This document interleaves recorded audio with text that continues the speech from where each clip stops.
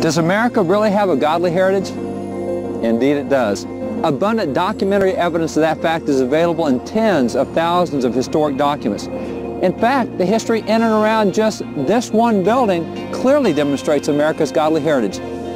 This is Independence Hall in Philadelphia, the birthplace of American liberty and the cradle of American constitutional government. It was here on July the 2nd, 1776, that our founding fathers in the Continental Congress approved a complete separation from Great Britain. It was 2 days later, on the 4th of July, that they approved the Declaration of Independence, and then 4 days after that, on the 8th of July, they took that new declaration, they walked outside, they stood on the steps of Independence Hall, and they read that new declaration to the crowd that was assembled around the building. They then rang this bell, the famous Liberty Bell. Now, most folks assume that this is called the Liberty Bell because it rang when America announces liberty, but that's not the case. It's called the Liberty Bell because of the Bible verse from Leviticus 25:10 that's emblazoned around the top of the bell. Proclaim liberty throughout the land to all the inhabitants thereof. This Bible verse accurately describes what happened on July the 8th, 1776, when liberty was announced to the people and the Liberty Bell was rung to proclaim liberty throughout the land. Right around the corner from Independence Hall and the Liberty Bell is this building. This is Carpenter's Hall. This is the building in which the very first American Congress met, even 2 years before they declared independence. In 1774, as the 13 colonies saw the approaching conflict with Great Britain, 40 of America's leading statesmen gathered here in preparation for that coming conflict. Those 40 luminaries included individuals such as Patrick Henry, John Adams, George Washington, John Jay, Samuel Adams, and many others. Now, most of those 40 had never met each other before they gathered here, so when they assembled here for the first time, what'd they do? They opened with prayer, right here. But it was not a dinky little superficial type of prayer like might be prayed at a public gathering today. No, it was a profound time of prayer. It was led by the Reverend Jacob Duché, a nearby minister from local Christ Church just a couple blocks away.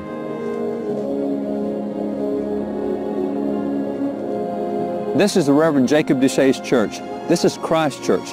This is the church where many of the founding fathers worshiped and where many of them are buried. In fact, there are 7 signers of the Declaration buried here, including Benjamin Franklin, Benjamin Rush, James Wilson, Robert Morris, and Francis Hopkinson.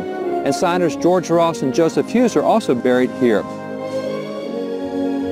So many founders worshiped here at Christ Church that around 1910, a famous stained glass window, now called Patriots Window, was added to the church, showing many of the founders and famous Americans who attended here.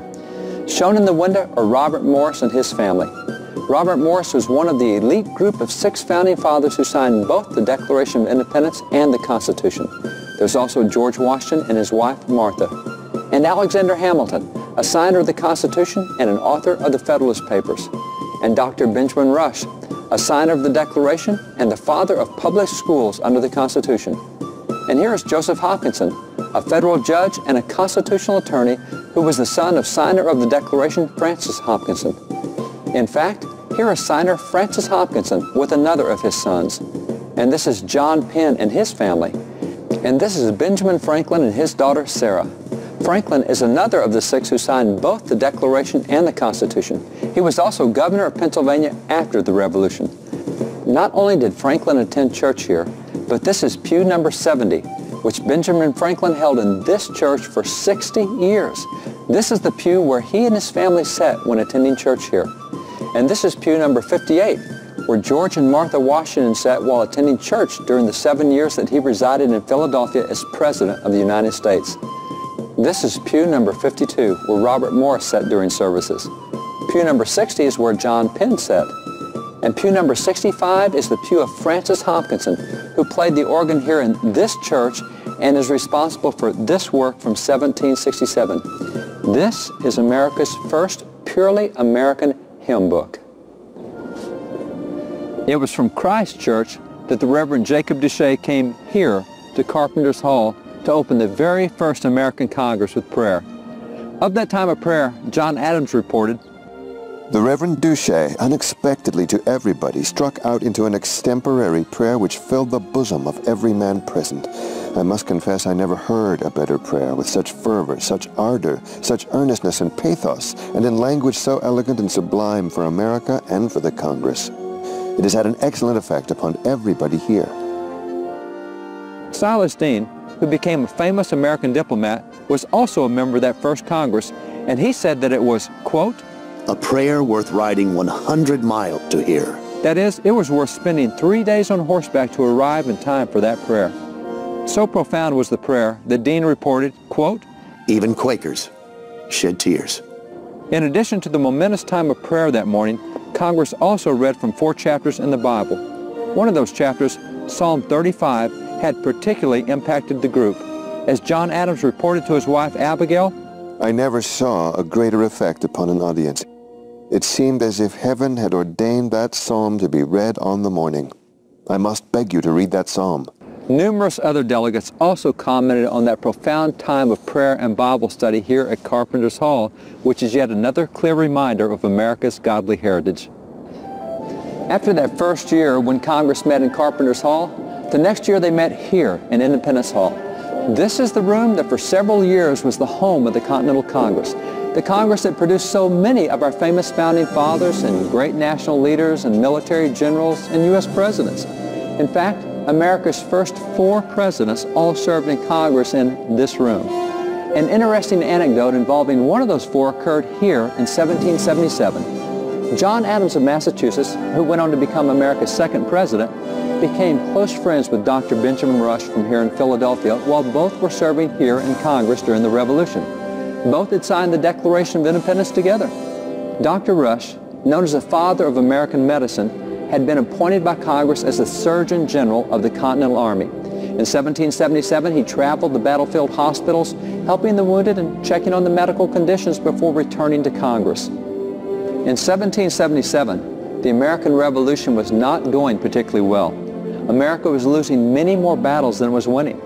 At this time, with the outlook so bleak and the war going so poorly, Dr. Rush returned to Congress and in this room leaned over to John Adams and asked him if he thought that we could actually win the revolution. Adams' answer was clear and unequivocal. He simply replied, yes, if we fear God and repent of our sins. Most Americans have never heard this account, but it's another part of our godly heritage, and it's characteristic of the tone so often manifested by Congress in this room. In fact, the Continental Congress issued 15 separate prayer proclamations during the Revolution, calling the country to days of prayer and fasting or prayer and thanksgiving, depending on the specific circumstances at that time. In fact, here are 3 of those original prayer proclamations. These are 3 of the 15, and these and the others were characterized by explicitly Christian language. And recall John Hancock, the president of the Continental Congress who presided over Congress in this very room? He signed the Declaration of Independence with his big, bold signature. He went on to become the first governor of Massachusetts. And here is a prayer proclamation that he issued. Notice that this is for a day of public humiliation, fasting, and prayer, and is characterized by explicitly Christian language. Hancock issued nearly 24 such proclamations. Calls to prayer, including the many calls issued by the Continental Congress in this room, were a frequent occurrence during the American Revolution. But this is another part of America's godly heritage of which few Americans today have ever heard. Just as the Declaration of Independence was approved and signed in this room in 1776, so too, 11 years later in 1787, the U.S. Constitution was written and signed in this room. But few today know that virtually every one of the 55 founding fathers who framed the U.S. Constitution were members of Orthodox Christian churches, and many were outspoken evangelical Christians. Few today know that of the 56 founding fathers who signed the Declaration of Independence in this room, nearly half had received degrees from schools that today would be considered seminaries or Bible schools. Few today know that it was signers of the Declaration of Independence who started the Sunday school movement, as well as numerous Bible societies and missionary societies. And signers of the Declaration were also responsible for penning numerous religious works and publishing several famous Bibles, including this one, America's very first family Bible, and also this one. This is the first translation of the Greek Septuagint into English. And then there is this one. This is the first stereotyped or mass-produced Bible in America, and all of them were done by signers of the Declaration of Independence. As a matter of fact, This Bible from 1782 is an important part of the history of this very room in Independence Hall. Before the Revolution, when we were still British citizens, it had been illegal to print English language Bibles here in America. We used only those Bibles that the King approved. But with the final American victory over the British at Yorktown, we were finally free of that policy. Robert Aiken, a local printer, therefore approached Congress asking permission to print English language Bibles on his presses here in Philadelphia. He pointed out to Congress that the Bible would be, quote, a neat edition of the Holy Scriptures for the use of schools. Congress approved his request and appointed a congressional committee to oversee the project. In late summer 1782, the committee reported back to Congress that the Bible was ready to print. And so, on September the 12th, 1782, Congress, in this room, officially approved that Bible. It soon began rolling off the presses, and this is the final product. Originally, some 20,000 of these Bibles were printed, but today only about 30 are left in existence. This is now one of the rarest books in the world. This is the first English language Bible ever printed in America, and in the front of this Bible is a congressional endorsement declaring, whereupon resolved that the United States in Congress assembled recommend this edition of the Bible to the inhabitants of the United States. This famous Bible for the use of our schools is the product of the action of Congress in this very room. Concerning this specific event and the Bible it produced, one early historian observed, who, in view of this fact, will call in question the assertion that this is a Bible nation? Who will charge the government with indifference to religion when the first Congress of the States assumed all the rights and performed all the duties of a Bible society long before such an institution had an existence in the world? Indeed. Congress itself was America's very first Bible society. These are just a few of the many examples of America's rich, godly heritage.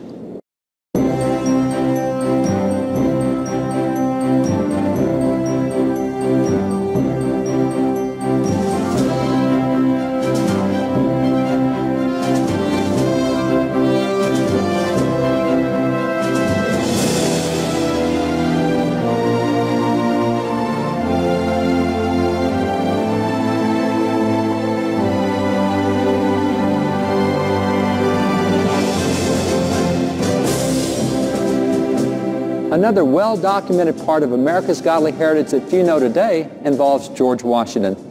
Significantly, George Washington served in this room as a member of the Continental Congress in 1775. And it was here that he was chosen to become the Commander-in-Chief of the Continental Army.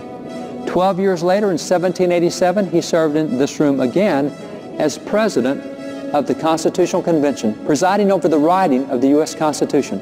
These facts are well known. However, there's a long, famous, but now forgotten account of the young George Washington that appeared in school textbooks for generations. It involves a military battle in which George Washington's life hung in the balance for over 2 hours, but was miraculously spared. In fact, Washington himself openly acknowledged that it was only by the direct intervention of God that he had remained alive. The incident transpired in America's French and Indian War, which occurred in the 1750s, some 20 years before the American Revolution. At that time, both England and France, two long-standing bitter enemies that had fought each other for centuries in Europe, they were both claiming the same land in America along the Ohio and Mississippi rivers. They went to war to settle that dispute, and those living in America at the time took sides, with most of the Indians joining with the French and most of the American colonists joining with the British. Great Britain, seeking to drive the French from the inland parts of America, dispatched some 2,000 hand-picked veteran British troops to the colonies.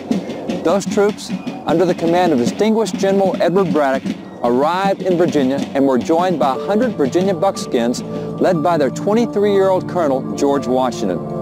Braddock then set out for the mouth of the Ohio River to expel the French from Fort Duquesne, which is now the city of Pittsburgh, Pennsylvania. Having traveled hundreds of miles, Braddock arrived here in western Maryland, where he temporarily halted the troops and constructed Fort Cumberland on the very location where this church now sits. Even though he was still more than 100 miles from Fort Duquesne, Fort Cumberland would serve as a staging ground for the attack. Fort Cumberland no longer exists today, But this is Fort Necessity, which was built by George Washington the year before Braddock came to America, when George Washington had led Virginia's military forces in an unsuccessful attack against the French at Fort Duquesne. Well, even though Fort Cumberland no longer exists, this gives you a good idea of how it would have appeared at the time. From Fort Cumberland, Braddock dispatched his force in several ways. First, he sent out 700 as an engineering force with axemen and military protection to open a road through the wilderness. Next came Braddock, George Washington, the Virginians, and 1,200 chosen British troops. This was the principal military force. Last came the baggage and heavy equipment wagons, bringing up the rear with some 400 soldiers. Several weeks later, on July the 9th, 1755, Braddock's forces had reached this very point. This is now Braddock, Pennsylvania, but it was only 7 miles from the French fort. While following a pathway through these woods, they walked into a waiting ambush. Right here, the French and the Indians opened fire on them from both sides. But not to worry. Front line of battle! Braddock's troops were battle-hardened British veterans. They were accustomed to war. Unfortunately, they were veterans of European wars. And in Europe, warfare was traditionally conducted on an open battlefield. One army lined up at one end of the open field, the other army lined up at the other end of the open field. They looked at each other, they took aim, and they fired. No running, no hiding. Everyone stayed in the open. When the 700 troops in that advance party came under attack, they turned and fled and ran directly into the 1,200 troops behind them that were still advancing. Created mass confusion, and it ended up that most of the battle took place right here in these woods. From these trees, the Indians were shooting down on the British. From behind these rocks, they were shooting at the British. From under logs, they were shooting at the British. The British had no clue what to do. In fact, when they came under fire in the ambush, they did exactly what they'd been trained to do. They didn't run, they didn't seek shelter, they simply lined up shoulder to shoulder along the bottom of the ravine, and they were promptly slaughtered. In fact, over the next 2 hours, of the 1,300 British and American troops, 714, more than half of them, were shot down. Only 30 of the French and Indians were shot, and most of those were by Washington's Virginia buckskins, who were accustomed to woodland warfare and who had taken cover when the attack began. Even among the officers, the British losses had been enormous. Of the 86 British and American officers in that battle, 26 were killed and 36 more wounded. George Washington was the only mounted officer not shot down off his horse.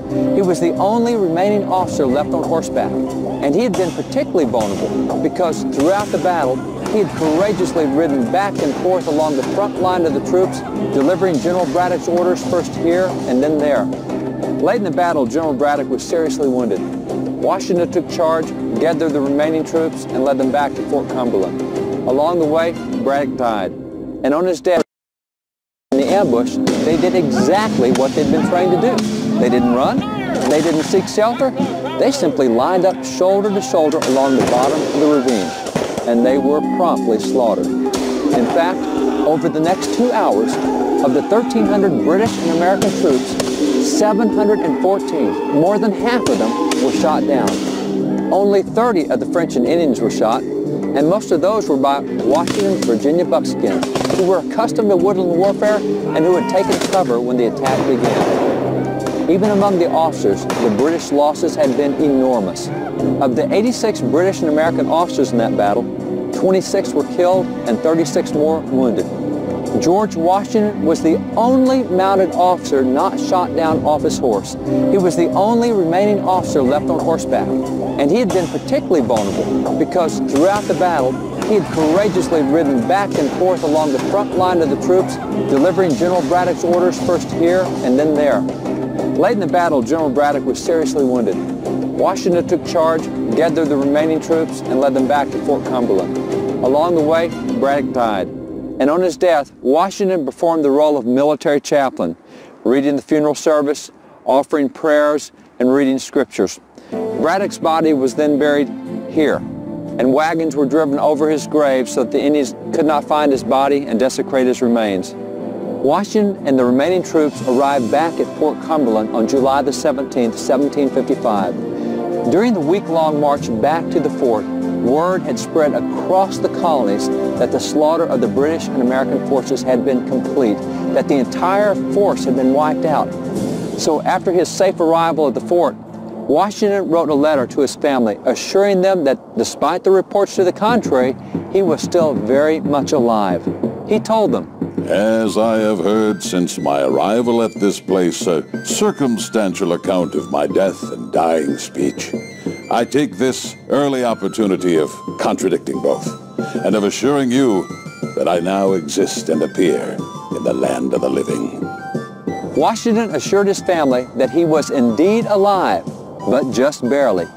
He explained that after the battle was over, he had taken off his jacket and had found 4 bullet holes through it, yet not a single bullet had touched him. And he had horses shot from under him, but he had not been scratched. Washington therefore told them, "I now exist and appear in the land of the living by the miraculous care of Providence that protected me beyond all human expectation." As word of God's protection of Washington spread across the colonies, the Reverend Samuel Davies even mentioned it in this sermon, preached just a few weeks after the battle. By the way, Davies was a leader in the American revival known as the Great Awakening, and he was considered the greatest pulpit preacher in America.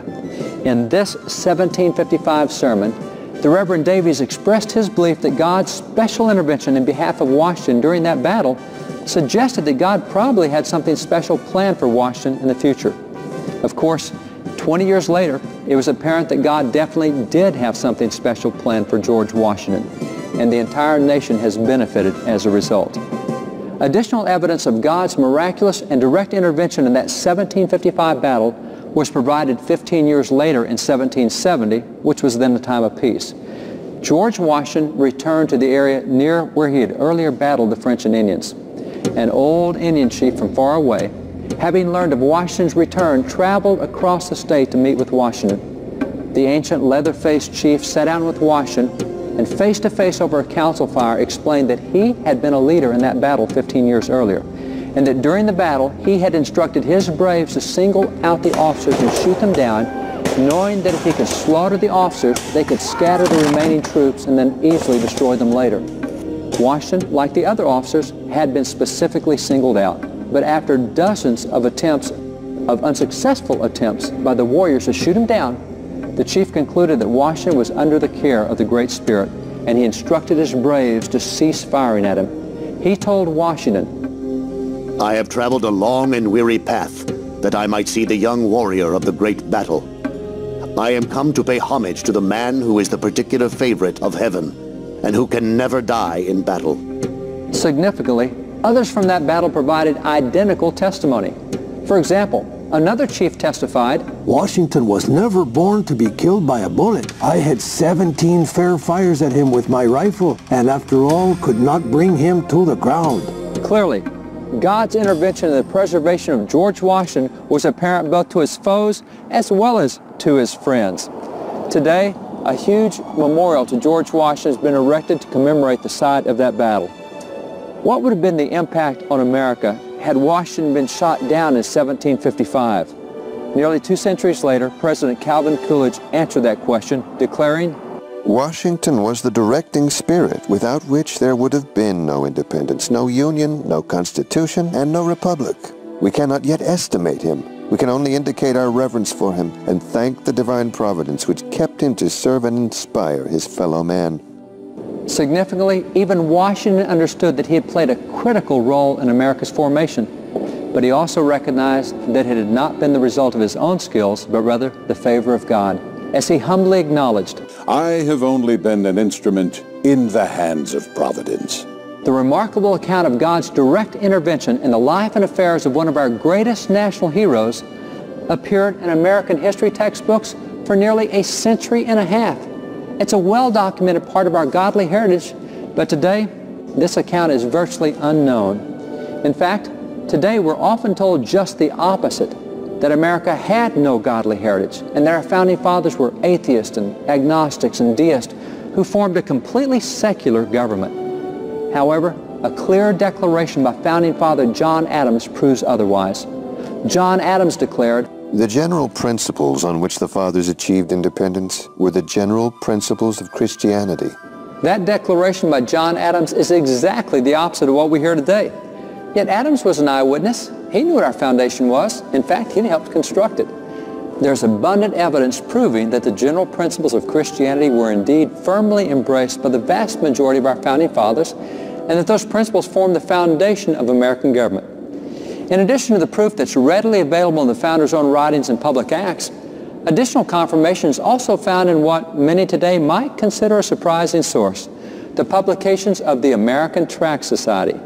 Known for publishing gospel tracts and literature, the American Tract Society was formed in the early 1800s. In 1813, they bound their individual tracts together to make these volumes of gospel tracts. It's fascinating to read these old Bible tracts and the messages they contain, but it's even more fascinating to note that several of these gospel tracts were penned by founding fathers who drafted our founding documents.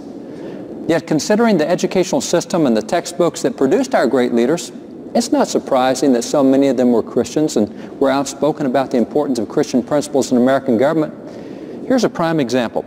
One early textbook that had great influence was the New England Primer. First introduced in Boston in 1690, this was a school book from which Americans learned to read until 1930. It was a beginning textbook in education, or what we today would call a first grade textbook. Not only were many of the founding fathers raised on this textbook, but they even reprinted it to make sure that it was available for children in their generation. Samuel Adams reprinted the Primer for students in Massachusetts. Benjamin Franklin reprinted it for students in Pennsylvania, and Noah Webster reprinted it for students in Connecticut. What did it contain? Well, after introducing students to the alphabet, it presented a special section to be memorized, a section in which each letter of the alphabet was accompanied by a Bible verse. A wise son makes a glad father, but a foolish son is the heaviness of his mother.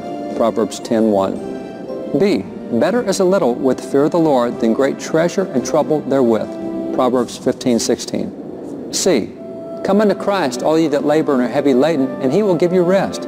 Matthew 11:28. And on it continues. And this alphabet was memorized by American students for over 2 centuries. And in the back of this little book were more than 100 questions for students, including, what's the 5th commandment? What's forbidden in the 5th commandment? What's required in the 6th commandment? What's forbidden in the 6th commandment? There were dozens of similar Bible-oriented questions, and this textbook was a foundation in American public education for over 2 centuries. Students educated under this philosophy, so inculcated with biblical principles, were frequently characterized by what many today would consider exceptional achievements at a very young age. For example, during the American Revolution, when John Quincy Adams was only 11 years old, he was assigned to be the official secretary to his father, John Adams, America's ambassador to the British court of St. James. And at the tender age of 14, John Quincy Adams was appointed to be the official diplomatic secretary to Francis Dana, America's ambassador to Russia. Can you imagine sending a 14-year-old today to help represent the United States in Russia? John Quincy Adams clearly began his service for America while very young, and his distinguished political career spanned nearly 7 decades. Following his service in the American Revolution, he served as a foreign ambassador under Presidents George Washington, John Adams, and James Madison. In fact, George Washington called him the most valuable public character we have abroad. John Quincy Adams was also a U.S. Senator under President Thomas Jefferson. He was Secretary of State under President James Monroe, and then he became the nation's 6th president. He finished his career with an additional 17 years in the U.S. House of Representatives. This is an address that a very elderly John Quincy Adams delivered on the 4th of July in 1837, 61 years after the Declaration had been signed. Having been an eyewitness and a participant in the birth of America, he had been selected as a keynote speaker at a large patriotic celebration where he delivered this address. Adams began by asking the crowd a simple question. Why is it that, next to the birthday of the Savior of the world, your most joyous and most venerated festival returns on this day, on the 4th of July? An interesting question. Why is it that the 4th of July and Christmas were America's top two holidays? John Quincy Adams answered that question. Is it not that in the chain of human events, the birthday of the nation is indissolubly linked with the birthday of the Savior? That it forms a leading event in the progress of the gospel dispensation? Is it not that the Declaration of Independence first organized the social compact on the foundation of the Redeemer's mission upon earth? That it laid the cornerstone of human government upon the first precepts of Christianity? According to John Quincy Adams, on the 4th of July, 1776, the Founding Fathers had taken the principles that came into the world through the birth of Christ and used those principles to birth the nation, thus joining together Christian principles and civil government in what he called an indissoluble bond. Today, however, we're told just the opposite. We're told that the Founders didn't want an indissoluble bond, but that instead they wanted a so-called separation, that they wanted biblical principles kept out of civil government. But that's not what Adams said, and he was an eyewitness to the American Revolution and served during the American founding. He knew what he'd seen and what he and the other founders had done. And other founders were equally outspoken about the importance of maintaining Christian principles in, not out of the civil arena. Consider, for example, John Jay. John Jay served in Independence Hall as the President of the Continental Congress in 1778. He was also one of 3 Founding Fathers who drafted and signed the peace treaty with Great Britain to end the American Revolution and establish America as an independent nation. Once the U.S. Constitution was written, Jay was an author of the Federalist Papers. He's considered one of the 3 men most responsible for the adoption of the Constitution. And when George Washington became president, Jay served first as his first Secretary of State and then was appointed as the original Chief Justice of the U.S. Supreme Court.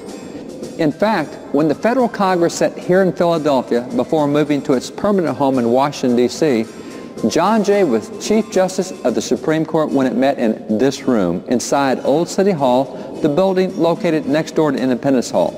For almost a decade, this was a home of the U.S. Supreme Court, and it was in this very room that John Jay presided over the early United States Supreme Court. Chief Justice John Jay clearly believed that Christian principles should be included in the civil arena. In fact, here is a newspaper from 1792 documenting the fact that ministers came into the courtroom and opened the court with prayer and prayed over juries before they went out to consider the legal issues placed before them by John Jay or other of the justices. In fact, on this particular day, the Reverend Dr. Parker offered the prayer, and Vice President John Adams was in attendance, present for that day's prayer and John Jay's charge to the jury. Clearly, John Jay did not want religious principles or expressions separated from the public arena. In fact, he forcefully declared, Providence has given to our people the choice of their rulers, and it is the duty as well as the privilege and interest of our Christian nation to select and prefer Christians for their rulers. President George Washington also urged the incorporation of religious principles throughout the public arena. This book is an original from 1796. This is his famous farewell address in which he announced to Congress and the nation that he was retiring from public office after serving 2 terms as president. By the way, of the 8 years that Washington was president, for 7 of them, he lived just outside Independence Hall in what was called the President's House, and he was living there when he delivered this address. In its original handwritten format, the address was delivered to Congress while they still met here in Philadelphia. That address was promptly published in newspapers across the nation, such as this one from September the 21st, 1796. For generations, Washington's farewell address was considered so important and its content so profound, it appeared in this format as a separate standalone textbook. Students were taught that this address was the most significant political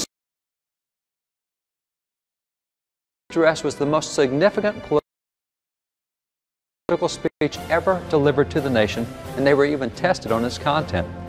Yet in recent decades, Washington's farewell address has largely disappeared from American textbooks. Why? Apparently it has way too much religious content for today's often secular-minded educrats. How religious is Washington's farewell address? Well, in explaining why the American political system had been so successful, Washington specifically singled out what he considered to be the 2 most important elements of American government. Of all the dispositions and habits which lead to political prosperity, religion and morality are indispensable supports.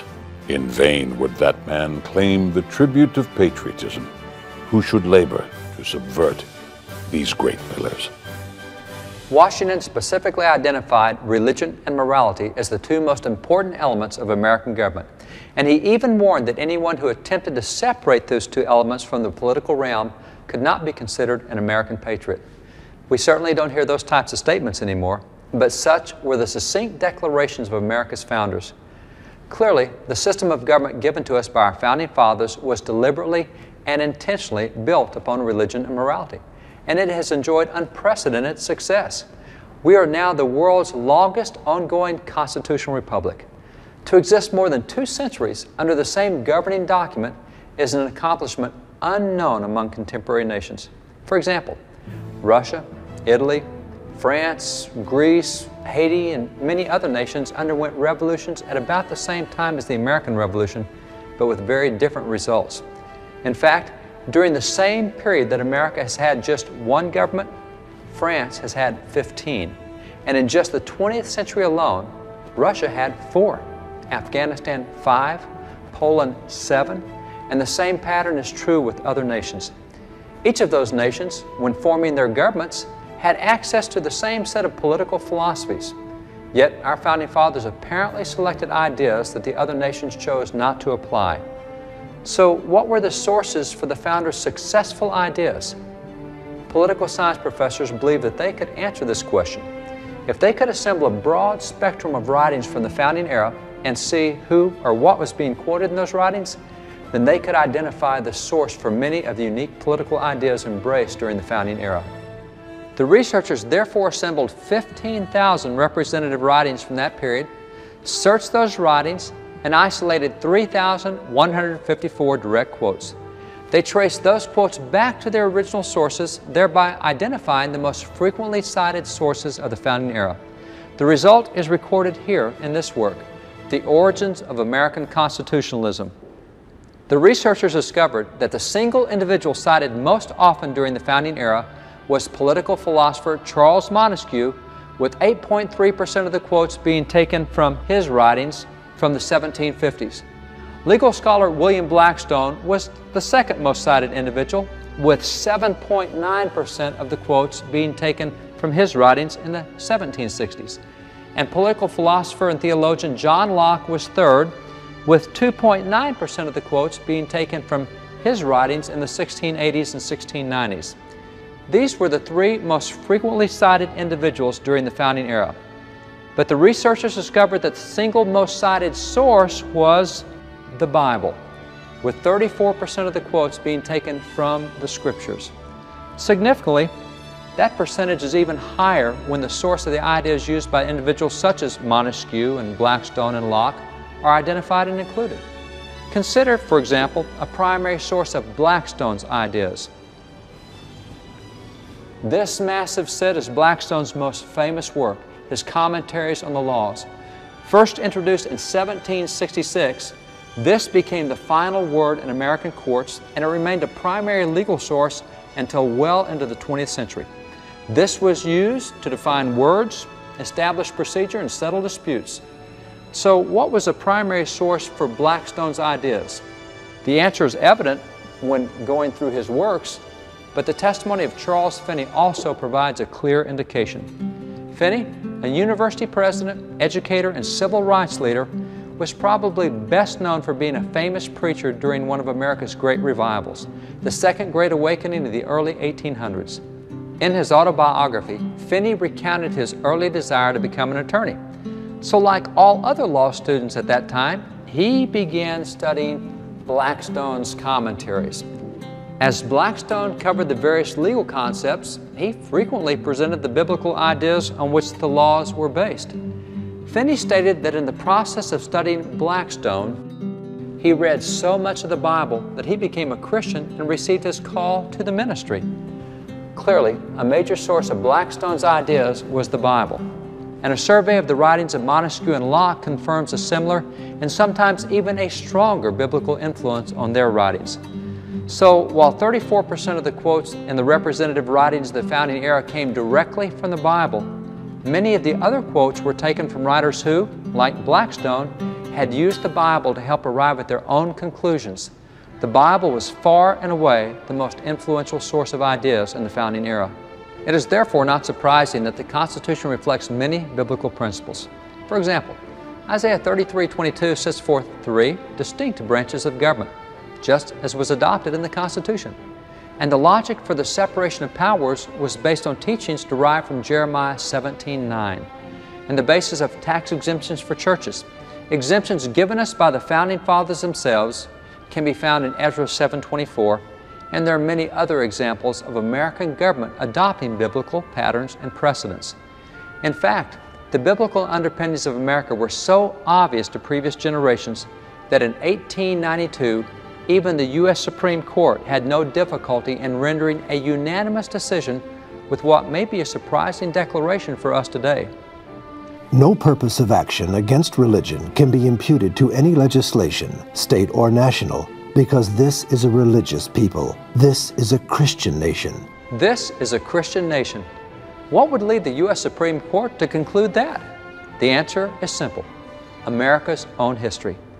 The court's decision in that case was only 16 pages long, but in those 16 pages, the court provided almost 80 different historical precedents proving that America was indeed a Christian nation.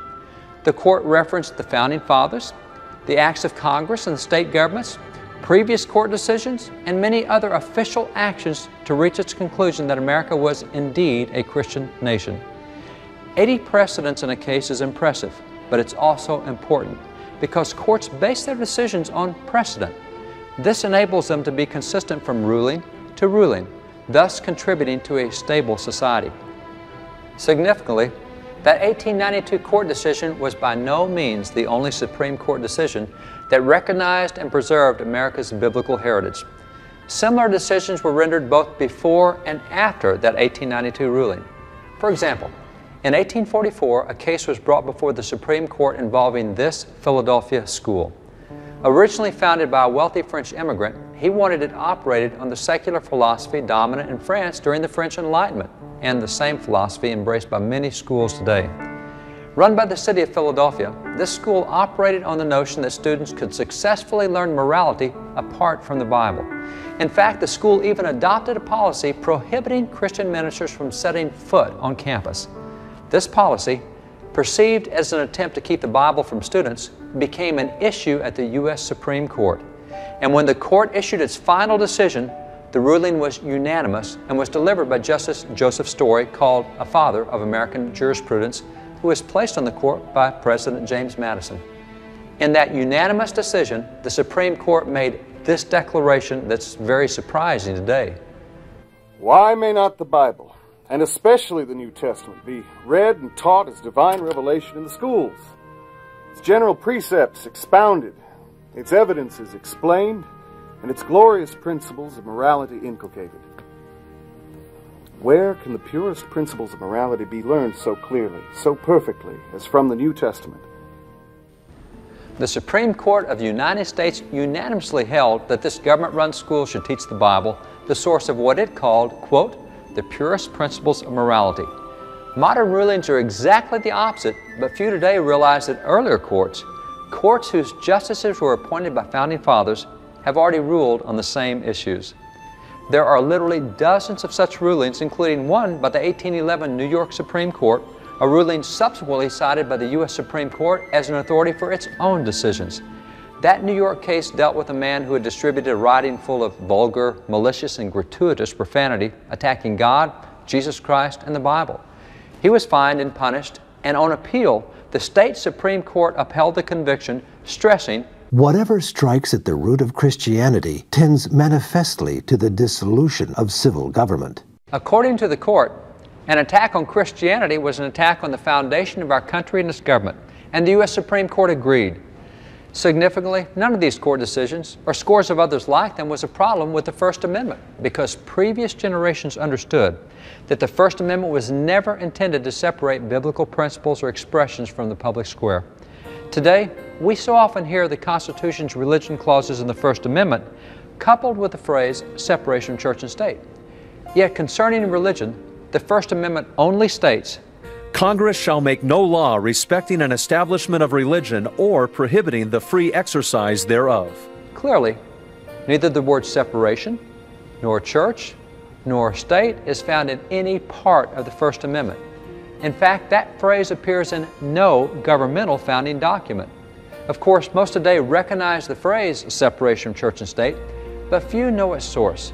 Yet it is important to understand the origins of that phrase and how it subsequently became somehow attached to the First Amendment. Significantly, the 90 founding fathers who framed the First Amendment expressed a very clear intent for that amendment, an intent recorded here in the records of Congress. The debates surrounding the framing of the First Amendment ran from June the 7th through September the 25th of 1789, and the records of those debates make unequivocally clear that the First Amendment's purpose was to limit the federal government in two specific areas. First, the federal government was prohibited from establishing a national denomination, whether Catholic, Anglican, or any other. This was the very problem that America had faced when she was part of Great Britain. The British government could decree an official denomination to which all citizens must belong and then punish those who refused. The founders did not want that in America. The part of the First Amendment that forbids any such national denomination is called the Establishment Clause, and it is the part stating, Congress shall make no law respecting an establishment of religion. Secondly, the First Amendment also prohibited the federal government from interfering with or limiting the people's religious expressions. This part of the First Amendment is called the Free Exercise Clause. It's the part stating, or prohibiting, the free exercise thereof. Through the Free Exercise Clause, the federal government was required to protect and not suppress, as it currently does, public religious expressions. In short, because of the Free Exercise Clause, the federal government could not prohibit the people's free exercise of religion, whether expressed privately or publicly. Significantly, both religion clauses of the First Amendment were to limit the federal government and not the people. That is, first, the government could not establish any national religious conformity, and second, the government could not stop public religious expressions, but had to protect them. This is the extent of the First Amendment's religion clauses. And not only does the phrase separation of church and state not appear in any part of that amendment, but significantly, according to the official records of the entire debate on that amendment, the phrase separation of church and state never even came up during the months of discussions over that amendment. Not one single framer ever mentioned that phrase throughout the entire official discussion. It does seem that if separation of church and state had been their great intent for the First Amendment, somebody, one of those 90, surely would have said something about it. But no one did. Not a single word said about it. What then is the origin of the phrase separation of church and state that today so many consider? It's a phrase that appeared in a private letter penned by Thomas Jefferson 13 years after the First Amendment had been written. Throughout his life, Thomas Jefferson had proven himself to be a firm friend of religious liberty. In fact, before the Revolution, in his own state of Virginia, he had fought for freedom of public religious expression for Baptists, Quakers, Presbyterians, and others who were not part of the British state-established Anglican Church. In various colonies prior to the Revolution, non-Anglican ministers had actually been severely persecuted and even been put to death for preaching the gospel without permission of the state-established church. Therefore, founding fathers such as Jefferson, as well as Patrick Henry and James Madison and George Washington and George Mason and others, they fought for the rights of religious expression for all Christians, including the Baptists. They fought for this right before America separated from Great Britain, and they continued to do so afterwards. Years later, in 1801, Jefferson became the nation's third president, and not surprisingly, the Baptists were elated. After all, a man who had proven himself their champion at the state level was now the national leader. Jefferson received letters of congratulations from Baptist groups across the country, including one from the Baptists of Danbury, Connecticut, congratulating him on his victory, celebrating his election as president, and offering their prayers for him. However, they also expressed their concern that the government might restrict their public religious expressions. They believed that freedom of religion was a God-given inalienable right and that the government should be powerless to restrict religious activities unless, as they explained, those activities caused someone to, quote, work ill to his neighbor.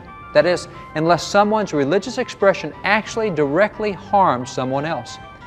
Jefferson understood their concern, for he had already proven that it was his concern as well.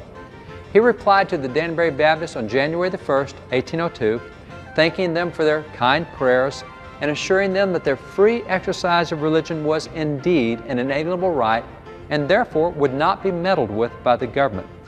Jefferson pointed out to them that there was, quote, a wall of separation between church and state, and that this wall of separation would prevent the government from interfering with or hindering religious activities. Jefferson, like the other founders, fully understood that the purpose of the First Amendment was to protect rather than prevent public religious expressions, and that this is what separation of church and state meant. In fact, for letter, there was no misunderstanding either about the purpose of the First Amendment or the meaning of Jefferson's phrase. Here's an example. In 1853, half a century after Jefferson had written that phrase, a group petitioned Congress urging them to separate Christian principles from government, with chaplains being turned out of Congress and the military, and Christian principles being removed from government in the official public square. They desired a so-called separation of church and state, but in the wrong direction. That is, instead of the government protecting religious expressions in the public arena because of separation, they wanted the government to remove religious expressions. Congress spent a year investigating that possibility and then emphatically rejected it, declaring, had the people, the Founding Fathers, during the Revolution had a suspicion of any attempt to war against Christianity, that revolution would have been strangled in its cradle. At the time of the adoption of the Constitution and the amendments, the universal sentiment was that Christianity should be encouraged, but not any one denomination. In this age, there is no substitute for Christianity.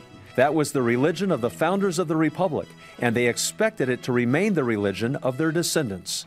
In short, there was no way Congress was going to use the First Amendment, and consequently its so-called separation of church and state, to secularize the public square. As they clearly affirmed, the intent of the framers had been just the opposite. In fact, 2 years later, Congress reiterated, the great vital and conservative element in our system, that is, the thing that holds our system together, is the belief of our people in the pure doctrines and divine truths of the gospel of Jesus Christ. That was Congress. Congress clearly refused to separate Christian principles from the public arena. However, it was not just Congress that refused to do so. The Supreme Court refused to do so as well. In an 1878 case, more than 3/4 of a century after Jefferson had penned his separation letter, the plaintiffs in that case invoked his separation of church and state phrase, hoping to use it to their advantage. However, that Supreme Court was not content to let them get by with just using the 8-word separation phrase out of context from Jefferson's letter, which, by the way, is what courts today do. No, rather than just cite the single phrase, the Supreme Court reprinted a lengthy segment from Jefferson's letter to prove that separation of church and state was intended to protect rather than remove Christian values and practices from public policy. The courts maintained that position for the next 7 decades. Then, in 1947, a radical change occurred. In the case Everson versus Board of Education, the court cited only Jefferson's separation metaphor, ignoring the rest of his letter and its clear context. It therefore boldly announced a new policy. The First Amendment has erected a wall between church and state. That wall must be kept high and impregnable. We could not approve the slightest breach. This was a brand new philosophy for the court. No longer would Jefferson's separation phrase protect public religious expressions, as it had for the previous century and a half. It would now become a mandate to exclude religious expressions and to secularize the public square. Significantly, as courts and secularists began to remove public religious expressions, they simultaneously clamored separation of church and state, claiming, this is what the founders wanted, this was their great intent. So often have they repeated the separation phrase when talking about the First Amendment that many citizens today now believe that the phrase is actually part of the First Amendment, thus demonstrating the truth of a statement attributed to Dr. William James, the father of modern psychology. There is nothing so absurd, but if you repeat it often enough, people will believe it. Today's courts, in dealing with First Amendment issues, now repeat the separation phrase more often than they do the First Amendment itself. In fact, since 1947, the separation phrase has been cited in over 4,000 court cases, but the First Amendment's been cited in less than 3,000. In short, the courts have now elevated a single phrase from a private letter, a phrase completely reversed from its original meaning, above the actual language of the First Amendment itself. The Supreme Court, having announced its new approach in 1947, first nationally implemented the policy of public secularism in 1962 when, for the first time in American history, it ordered the separation of religious principles from education, ruling that it was unconstitutional for a student to pray voluntarily, to say a voluntary prayer at school. So revolutionary was this decision that the following year, even the court itself acknowledged that this decision had been without precedent. However, the court's hostility toward voluntary prayer did not stop with that first decision. No, the courts continued to push the prohibition wider and wider and wider until, by 1985, the Supreme Court had even declared that it was unconstitutional for a student to pray a silent voluntary prayer at school. Now, frankly, I don't know how they know if someone is praying silently. I mean, after all, many silent prayers occur with heads lifted and eyes open. So how does the court know when to enforce the ban on silent prayer? Nevertheless, the hostility was such that the U.S. Supreme Court even declared that permitting silent voluntary student prayer was unconstitutional. In the landmark 1962 case, the court achieved its reversal of the Constitution's protection for religious expressions first by using the phrase separation of church and state without regard to its historical meaning, and then by redefining the meaning of a single word within the separation phrase, the word church. For nearly 2 centuries prior to that case, the word church in the phrase separation of church and state was defined to mean a federally established national denomination, such as was represented by the Baptists or Catholics or Anglicans or Presbyterians or whatever. However, in 1962, the court decided that the word church would no longer mean a religious institution, it would now mean a religious activity. So instead of the First Amendment being used to prevent the federal government from setting up a national denomination, which voluntary prayer certainly did not do, it now meant that the federal government must not allow a public religious activity, which voluntary prayer certainly was. This was the turning point in the modern interpretation of the First Amendment. And since that time, notice how that virtually every possible genre of traditional religious expression has been forbidden in recent years under this new doctrine.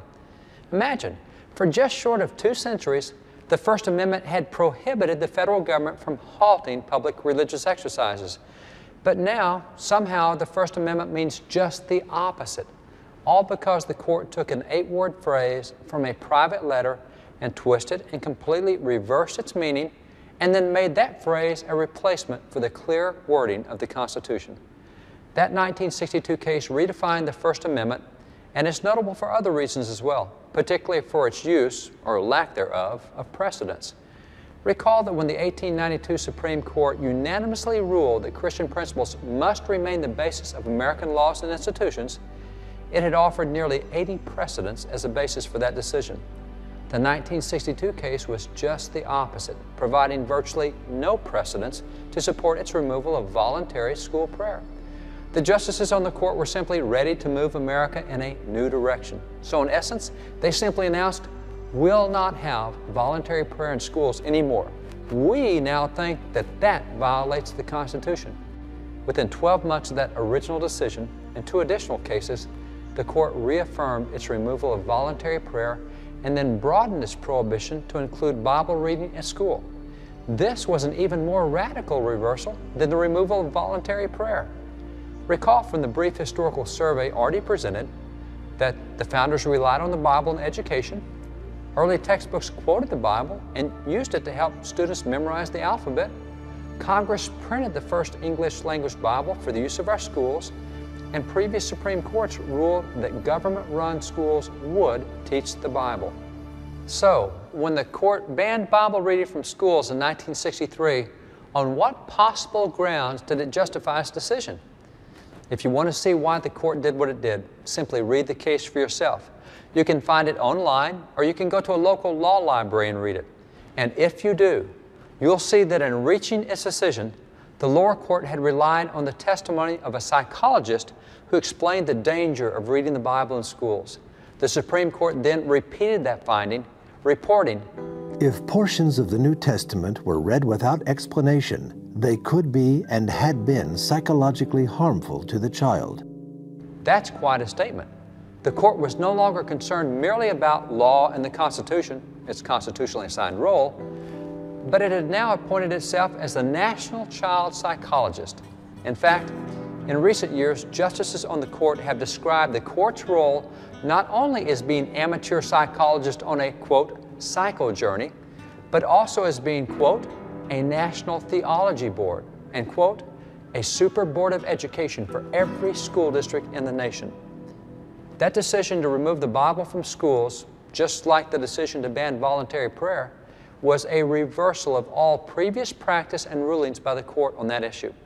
The court was simply announcing yet another new policy. In essence, it was just saying, the majority of the 9 of us on the court don't want the Bible in schools anymore. Following those 2 landmark rulings, courts continued to expand the new secular mandates outward. For example, in 1967, a federal court declared a 4-line nursery rhyme used by a K-5 kindergarten class to be unconstitutional. The court acknowledged that the word God did not appear anywhere in the nursery rhyme, yet the rhyme was still unconstitutional. Apparently, if someone were to hear the rhyme, he might think that it was talking about God, and that would be unconstitutional. This trend of hostility toward religious expressions continued in case after case, year after year. In fact, by 1980, the Supreme Court even addressed whether students could continue voluntarily to see the 10 Commandments while at school. The court acknowledged that the 10 Commandments in question were passive displays, just one of many pictures at school. That is, a student might see hanging on the wall a picture of George Washington, or a field of flowers, or a lighthouse on a seashore, or student artwork, or the 10 Commandments, or whatever. In fact, here is an original copy of the 10 Commandments that led to the Supreme Court case. They were not part of any curriculum. They passively hung on the wall, and like any other picture, a student could look at them if he wanted to, and if he didn't, he just walked on by. Nevertheless, the Supreme Court ruled that allowing students even voluntarily to see a copy of the 10 Commandments at school was unconstitutional. The 10 Commandments had to come down off the walls. Notice the court's explanation.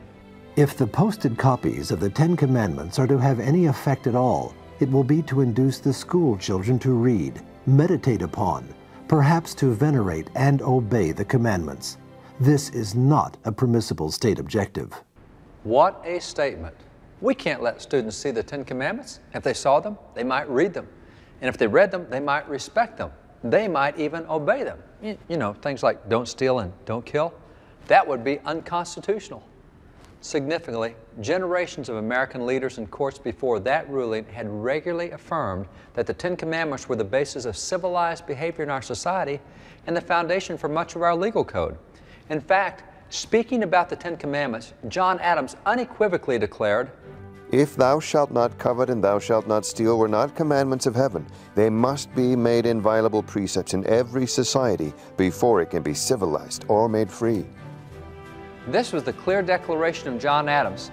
And by the way, I think he'd qualify as an expert on the First Amendment. After all, he personally oversaw its framing in the U.S. Senate, and his signature is one of only 2 that appears at the bottom of the Bill of Rights and the First Amendment. And he forcefully asserts that the 10 Commandments must be fundamental precepts of our civil society. Founding Father James Wilson also affirmed the importance of divine law, such as the 10 Commandments. James Wilson was the distinguished founding father who served many years in Independence Hall, signing both the Declaration of Independence and the Constitution, one of only 6 founders to sign both documents. He was then appointed by President George Washington as an original justice on the U.S. Supreme Court, where he served in the court for its first 9 years, including when it met here in this room next door to Independence Hall. Significantly, James Wilson was the founder of the first organized legal training in America. In fact, these law books contain the lectures he delivered to law students here in Philadelphia while simultaneously serving here as a justice on the U.S. Supreme Court. These are really the first American law school textbooks. James Wilson, having helped write the Constitution and then taught students about it, would certainly know what is and is not constitutional. So did he think that divine laws such as the Ten Commandments, must be kept out of public view? Here's what he clearly explained to students. Human law must rest its authority ultimately upon the authority of that law which is divine. Far from being rivals or enemies, religion and law are twin sisters, friends, and mutual assistants. Indeed, these two sciences run into each other. James Wilson certainly did not believe that the Ten Commandments or divine law should be kept from public view, and many other founders made similarly explicit statements. Furthermore, early courts issued literally dozens of rulings citing from the Ten Commandments as a legal authority on numbers of diverse issues. In fact, so clear was the civil recognition of America's reliance on the Ten Commandments that for decades one was more likely to find a copy of the Ten Commandments hanging in a government building than in a religious one. Yet despite this lengthy history of reliance on the Ten Commandments, the court suddenly held that students could no longer see the teachings that are the basis of our laws. Returning to the 1962 decision that initiated the official hostility toward public religious expressions, the entire controversy had begun over a 22-word voluntary prayer that the court struck down in the Engel Vital case. That little prayer, which led to the end of all school prayer and so many other public religious expressions, had simply stated, Almighty God, we acknowledge our dependence upon Thee, and we beg Thy blessings upon us, our parents, our teachers, and our country. That little voluntary prayer, which only acknowledged God and didn't even mention the word Jesus, was so bland that 8 years later it was ascribed by a court as a, quote, to whom it may concern prayer. Now that's bland. That prayer acknowledged God only once, the same number of times that God is acknowledged in the Pledge of Allegiance, and only 1/4 the number of times He's acknowledged in the Declaration of Independence. Yet somehow, that single voluntary acknowledgement was unconstitutional. Since this prayer had merely acknowledged God, the court even went so far as to investigate what percentage of the nation at that time did believe in God. The court reported that only 3% professed no belief in religion, no belief in God. Significantly, 97% of the nation did believe. That 22-word prayer was consistent with the beliefs of nearly all the nation, yet the court said that it was unconstitutional for students even voluntarily to say what almost the entire nation believed. This was another first by the court, in addition to 1, having ignored the actual wording of the Constitution, 2, having set aside precedent, and 3, then having elevated an 8-word phrase from a private letter above the Constitution itself, the court, having no constitutional basis and nothing more than its own preference, now, 4, sided with the 3% against the 97%. This was the first time in America's history that 3% had become the majority. This decision initiated the current policy whereby the philosophy of the small dissident group, that is the 3%, becomes the standard by which the rest of the nation, that is the 97%, must conduct its public affairs. In the unconstitutional 22-word prayer, there had been 4 categories over which God's blessings had been petitioned. 1, us, that is students. 2, parents, that is families. 3, teachers or schools. And 4, the country or the nation. Significantly, for almost 2 centuries, the courts had used biblical principles in addressing policy issues in all 4 of those areas. For example, in the area of families, courts noted that civil laws made divorce difficult to obtain because the Bible was difficult to obtain. And even 20th century courts pointed out that God, not government, had made marriage and the family. Therefore, government did not have a right to regulate something it hadn't made. Courts even set forth biblical lessons citing Adam and Eve and covering a history of God's dealings with marriage and the family, concluding that since it was God who had created marriage and the family, the court would use His standards in dealing with those areas. The courts similarly applied biblical principles to the other 3 categories as well. But in 1962-63, the Supreme Court reversed that practice. So, did the court's decision to change national policy and expunge God's principles from public affairs have any measurable effect? Statistics seem to indicate that it did, and in ways that the founders themselves had predicted. For example, consider the changes that occurred in the first category, us, that is, students. George Washington, in his farewell address, accurately predicted what would occur if religious principles were separated from students. He specifically warned, "Let us with caution indulge the supposition that morality can be maintained without religion. Whatever may be conceded to the influence of refined education on minds of impressionable structure, that is, on the minds of students, reason and experience both forbid us to expect that national morality can prevail in exclusion of religious principle." Washington warned that excluding religious principles from education and students would result in a loss of morality. Statistics now confirm the accuracy of his warning. Consider the category of pregnancies for unwed teenage girls. For decades prior to 1962-63, birth rates for unwed teen girls had remained relatively stable. But with the court's exclusion of religious principles from students, birth rates for unwed teenage girls immediately skyrocketed by 400%.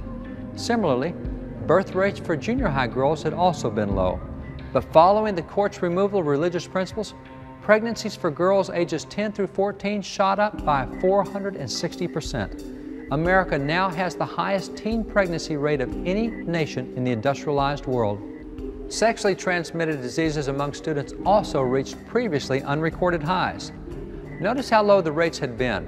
Notice the point where religious principles were removed, and look at the dramatic increase that followed. Strikingly, moral measurements for students broke violently in the wrong direction following the court's 1962-63 policy of enforced secularism. This is a strong correlation. Perhaps it's merely coincidental, but it certainly is clear and striking. Consider the next category in which public policy long maintained the use of biblical principles, the category of our parents, that is, our families. What happened with the exclusion of biblical principles? Consider the area of marital stability. According to federal statistics, the divorce rate had been steadily declining for years and even decades prior to 1962-63. But then notice what happened. Religious principles were excluded from public policy and the divorce rate skyrocketed. Suddenly, the United States found itself #1 in the world in the divorce rate. Similarly, the number of single-parent families also exploded, reaching almost triple its previous level, and unmarried couples living together increased tenfold, soaring by over 1,000%. In fact, having now excluded biblical principles, some American policymakers even became confused about how to define something as simple as marriage. Was it to remain the union of a man and a woman, or should it become that of a man and a man, or a woman and a woman, or 5 men and a woman, or vice versa? Or is it perhaps an older man and an adolescent girl, or any of the other possible combinations? What remarkable changes have occurred since biblical values were excluded from public policies on the family. The third category over which God's assistance had been petitioned in that unconstitutional prayer was our teachers, that is, our schools. What happened when God and biblical principles were barred from our schools? One excellent indicator is the SAT test, the Scholastic Aptitude Test, an academic test for college-bound high school students that has been used in America since 1926. Prior to 1962-63, SAT scores bounced around the same general level and had been stable for decades. But following the removal of God from education, scores plummeted year after year after year after year. Other school-related statistics showed similar adverse changes. Consider finally the fourth category, that of our country, or the nation. Just from a common sense perspective, what do you think will happen when a policy is adopted that says, you can't see the 10 Commandments, things like don't steal and don't kill? You might obey them. We can't have that. Logic dictates that to exclude such principles and values will affect behavior. Apparently it did.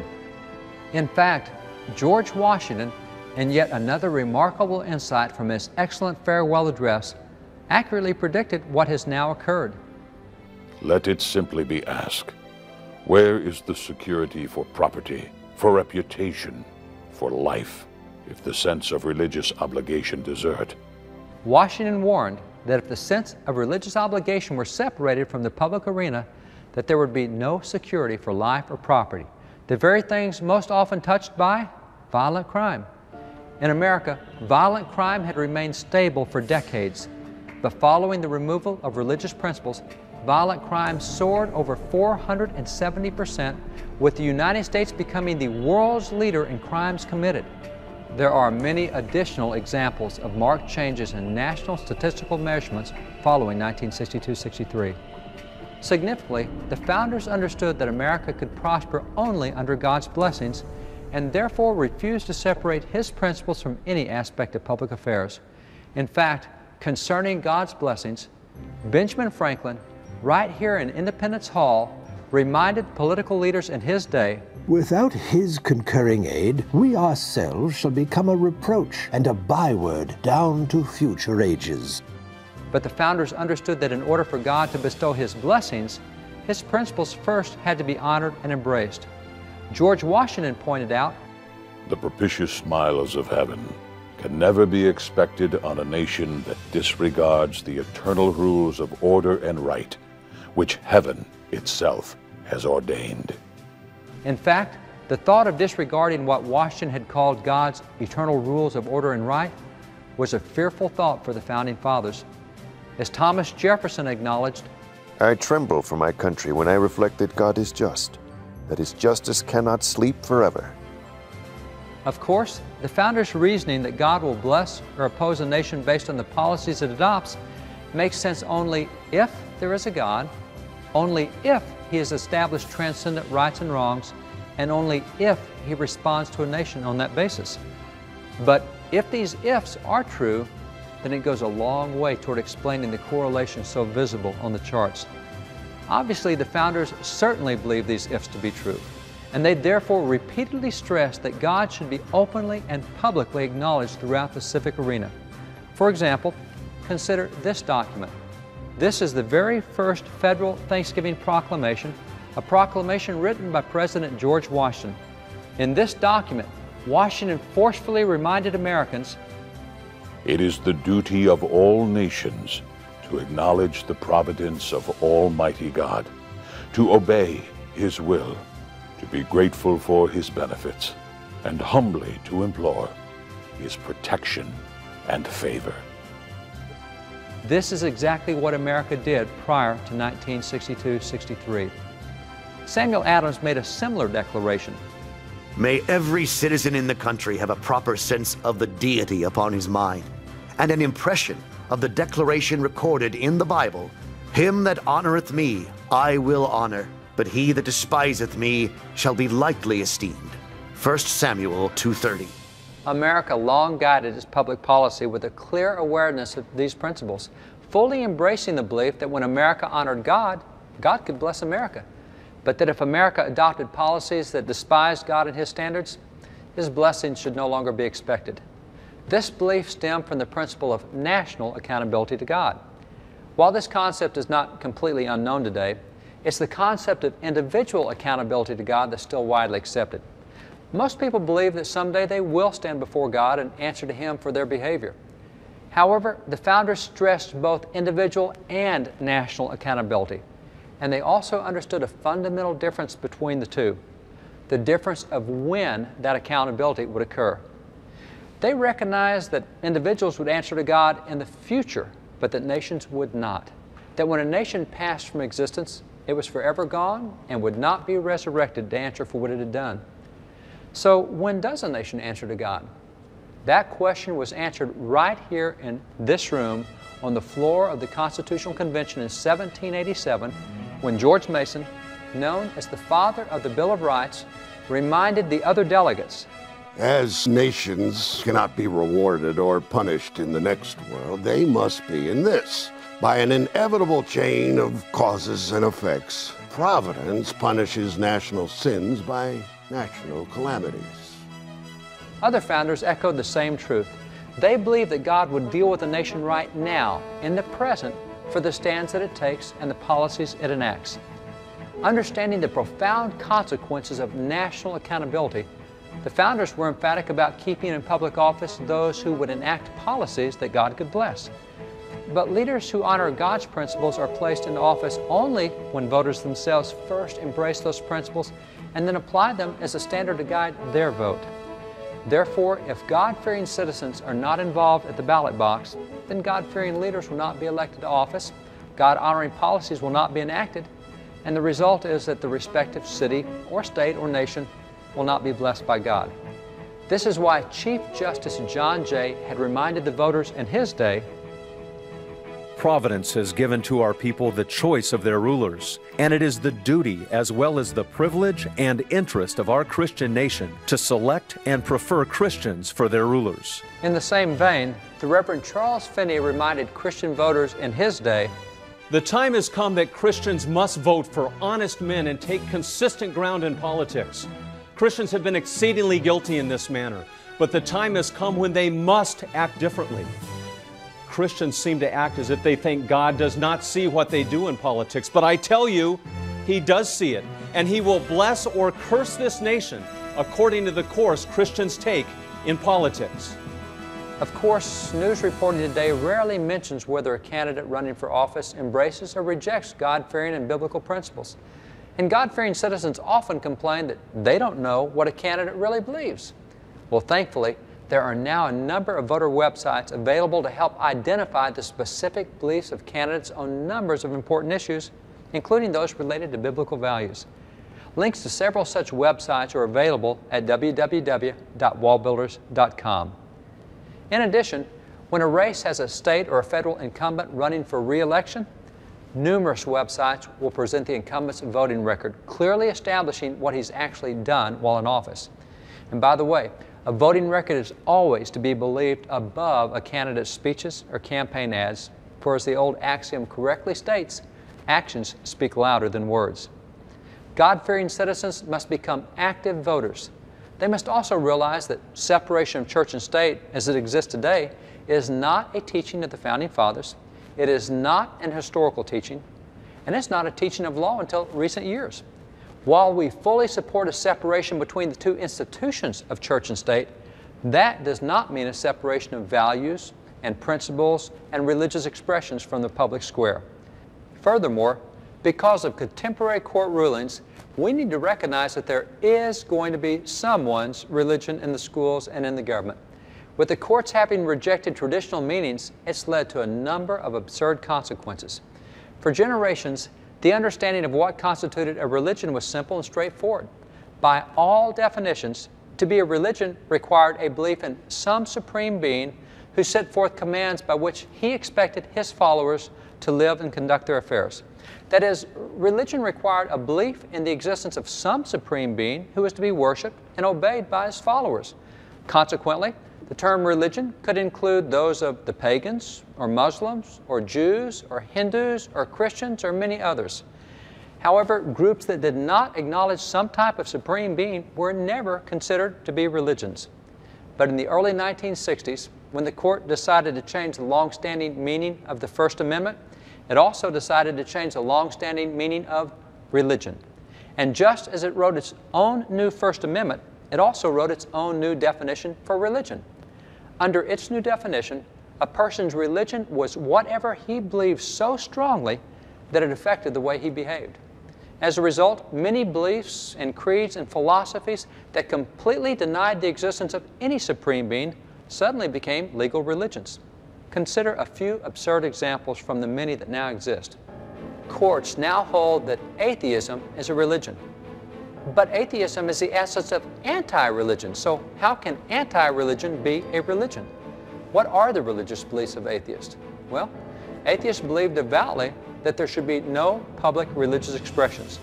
So the religion of atheism is the religion of practicing no religious practice.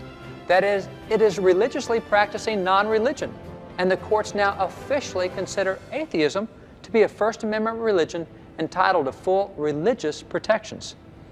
Don't shake your head to clear it just yet. Courts and government officials have also ruled that satanic and Wiccan groups are now religious groups, and that people who give contributions to those groups may receive the same tax deductions as people who give contributions to Christian churches or Jewish synagogues. The courts also consider secular humanism to be a legitimate religion, equivalent under the law to Christianity. But what is the primary belief of the religion of secular humanism?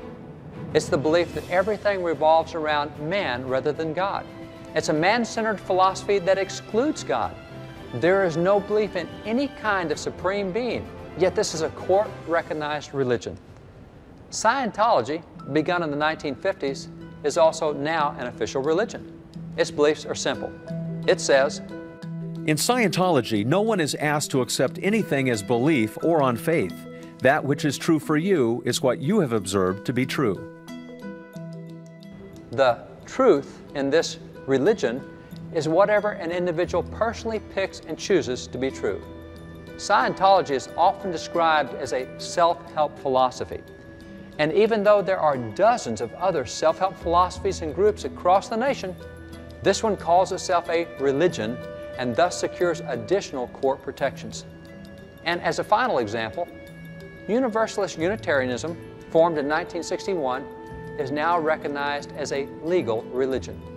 Interestingly, this may be the most comprehensive religion in the world, for it has absolutely no fixed set of beliefs or doctrines. As it explains, we believe that personal experience, conscience, and reason should be the final authorities in religion, and that in the end, religious authority lies not in a book or person or institution, but in ourselves. We are a non-creedal religion. We do not ask anyone to subscribe to a creed. Because the primary doctrine of this religion is that every individual may choose whatever he wants to believe, followers of this religion often hold diametrically opposite beliefs on the same issue. Nevertheless, both opposite beliefs are included as part of the official beliefs of this legal religion. Clearly, every individual in America, or for that matter in the world, could qualify to be part of this religion, for all have individual beliefs that stem from their own personal experience.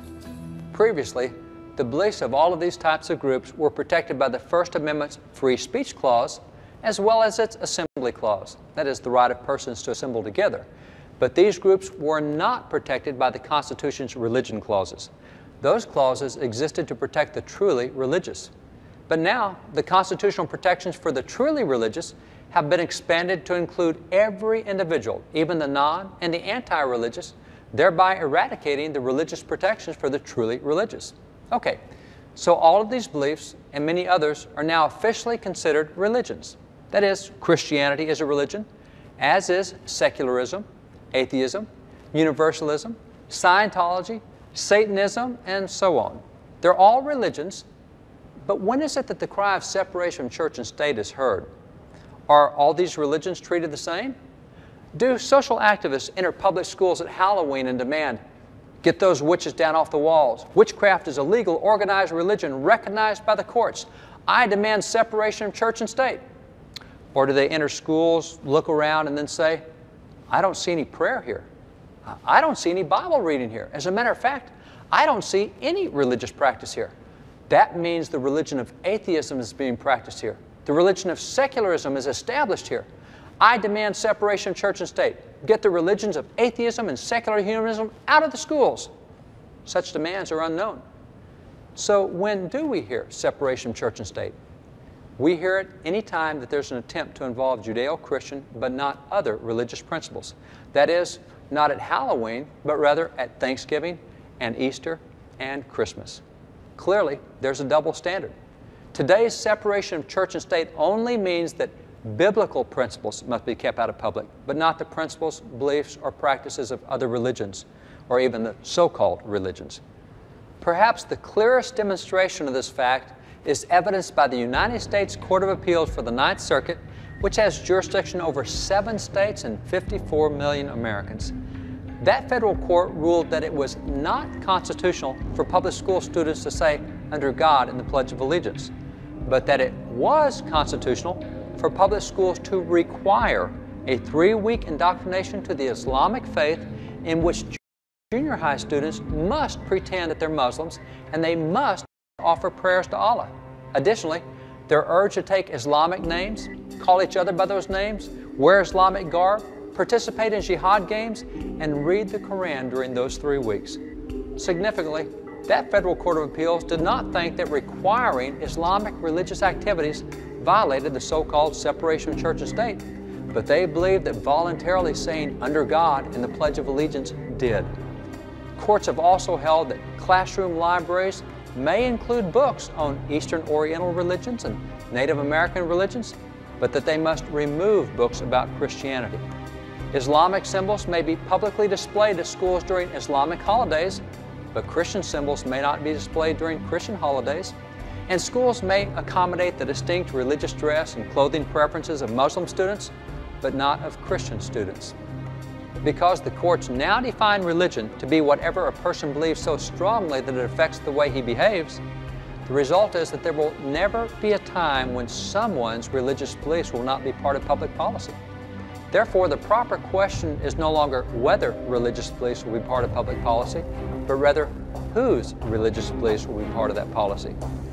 Will it be the religious beliefs of atheism, secularism, Islam, Eastern mysticism, universalism, self-help Scientology, or a plethora of other religions, creeds, and beliefs?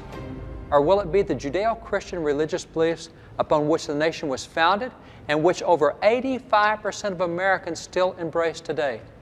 In short, separation of church and state as it exists today is not a teaching of the Founding Fathers or even a historical teaching, but it is the war cry of the modern secularist and anti-biblicist. In America, we've lost much ground in recent years as we've lost our understanding of our own history. We do have a godly heritage in America, but we've been robbed.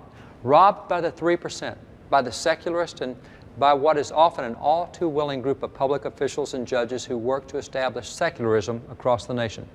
Significantly, however, there are many excellent, God-fearing public officials and judges at all levels of government who do respect and who do work to protect our history and traditional values. But we as voters have become negligent in recent years, and by our own complacency and our own lack of investigation into the beliefs of candidates, we've allowed into public office too many who hold the opposite view. It's time that Americans relearn their own history and refamiliarize themselves with their own governing documents.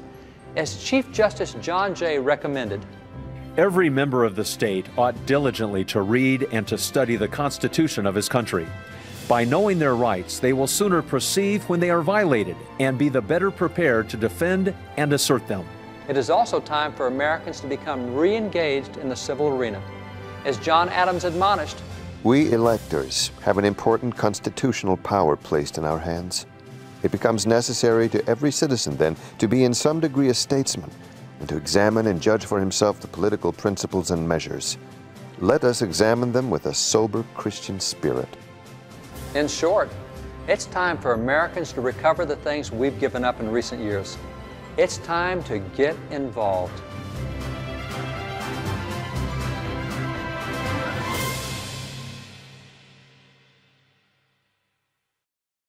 Through Wallbuilders,